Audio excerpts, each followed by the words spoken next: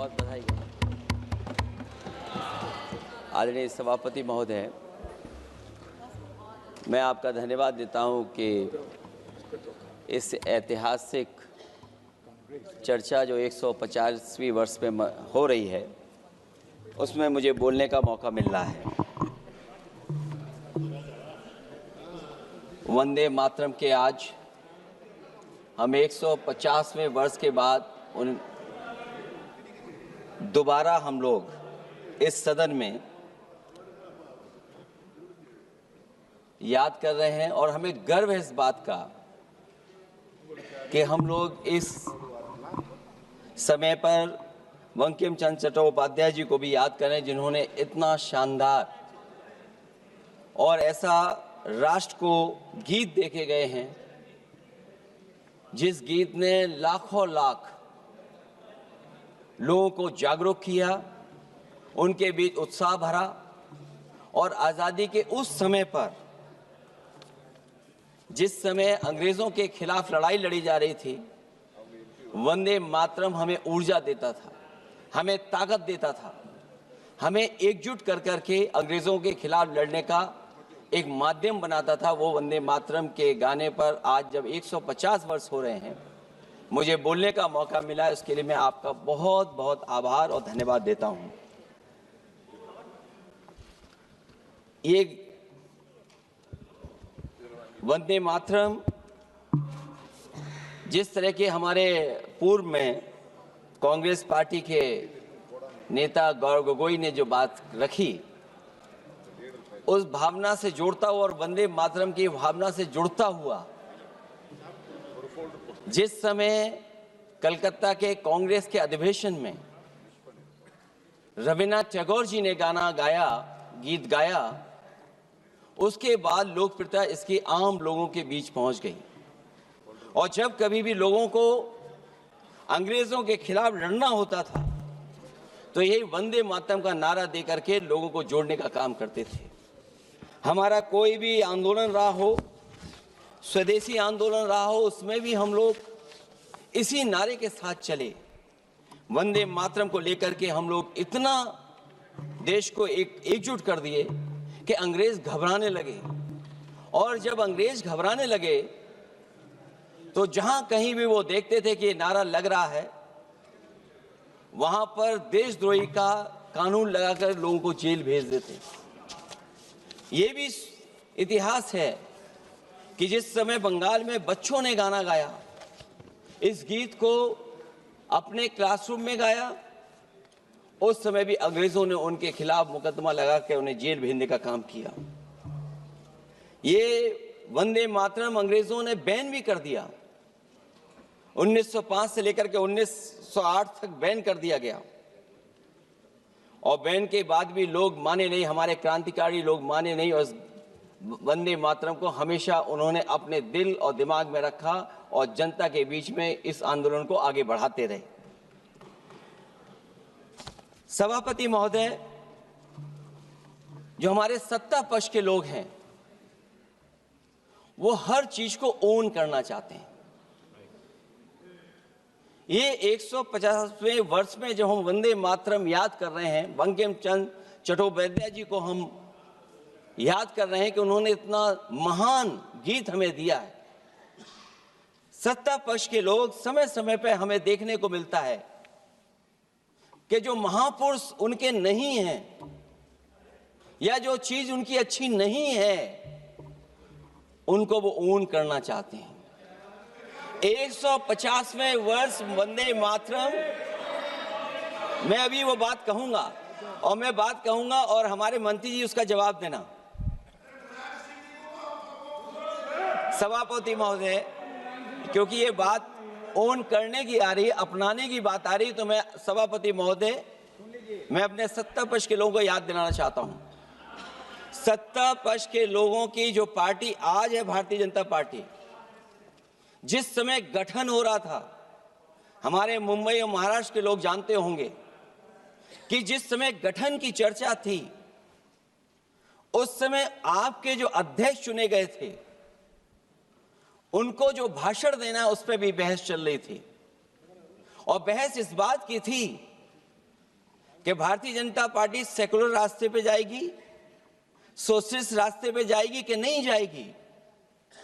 तमाम विरोध के बाद भी उस समय के उनके राष्ट्रीय अध्यक्ष जो चुने गए थे, उन्होंने वही रास्ता अपनाया। अपने भाषण में समाजवादी आंदोलन, समाजवादी विचारधारा और सेकुलर रास्ता अपनाया।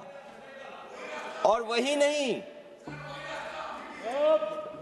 नहीं, जो उनका मंच था उसमें जयप्रकाश जी की तस्वीर लगा करके भी उन्होंने लोगों को ये भ्रम फैलाने की कोशिश की कि जेपी के रास्ते पर भारतीय जनता पार्टी चलेगी। बताएं माननीय मंत्री जी, आप कितने सेकुलर हैं आज, कितने सोशलिस्ट हैं आज? अभी गौरव गोगोई जी ने ठीक कहा, इंडिगो का हवाई जहाज उड़ नहीं रहे हैं, उड़ नहीं रहे कि उड़ाए नहीं जा रहे हैं? उड़ाए नहीं जा रहे। और क्या बात कही गई थी कि गरीब भी उसमें चल सकेगा। इसलिए सभापति महोदय, मैं बात दूसरी तरफ नहीं ले जाना चाहता हूं। वंदे मातरम सिर्फ गाने के लिए नहीं है, निभाने के लिए भी होना चाहिए। सभापति महोदय, आज हम आकलन करें, पीछे मुड़ करके देखें कि हम इस वंदे मातरम को कितना निभा रहे हैं। जिस वंदे मातरम ने आजादी के आंदोलन में सबको जोड़ा, आज के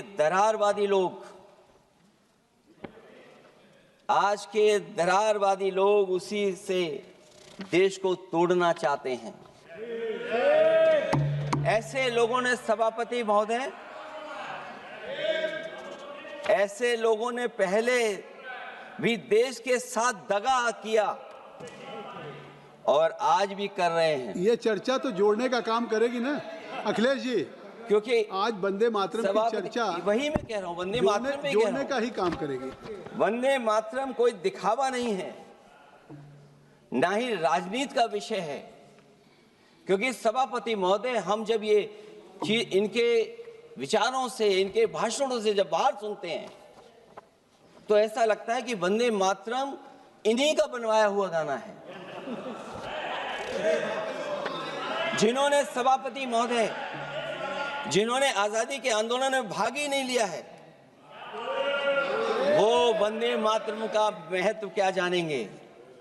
सच तो ये है कि सरफरोश लोग वंदे मातरम दिल से बोलते थे। उन आजादी के दीवानों के खिलाफ कुछ लोग अंग्रेजों के लिए जासूसी और मुखबिरी का भी काम करते थे। दरअसल ये राष्ट्रवादी नहीं बल्कि राष्ट्र विवादी लोग हैं। जहां विवाद करना हो, कभी अंग्रेज विवाद कर करके, डिवाइड कर करके, डिवीजन कर करके राज किया करते थे। सभापति महोदय, आज भी वही रास्ता कुछ लोग अपना रहे हैं। वो डिवीजन का रास्ता अपना रहे हैं, डिवाइड का रास्ता अपना रहे हैं, दरारवादी रास्ता अपना रहे हैं। इनका इतिहास खंगाला जाए कि इन्होंने आजादी के पहले और आजादी के बाद वंदे मातरम क्यों नहीं गाया। ये सभापति महोदय, आज जब हम वंदे मातरम पे इतनी चर्चा कर रहे हैं, जिस भाव से हम लोग यहाँ बैठे हैं, कम से कम ये भी खंगाला जाए इतिहास में कि वंदे मातरम कुछ लोगों ने कब गाया। उन मुखबरों से ये सवाल पूछा जाए कि स्वतंत्रता के बाद भी उन्होंने अपना गीत क्यों बनाया। उनकी एक रंगी सोच ने तिरंगा क्यों नहीं फहराया। वंदे मातरम सियासत के झूठे राष्ट्रवादियों के लिए नहीं है, गलत लोगों की गलत मंशा पूरा देश समझता है।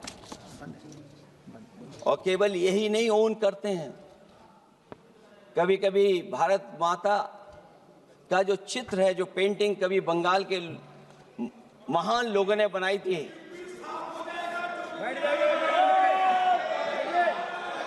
सभापति महोदय इनको देख लीजिए और फिर बैठ जाओ।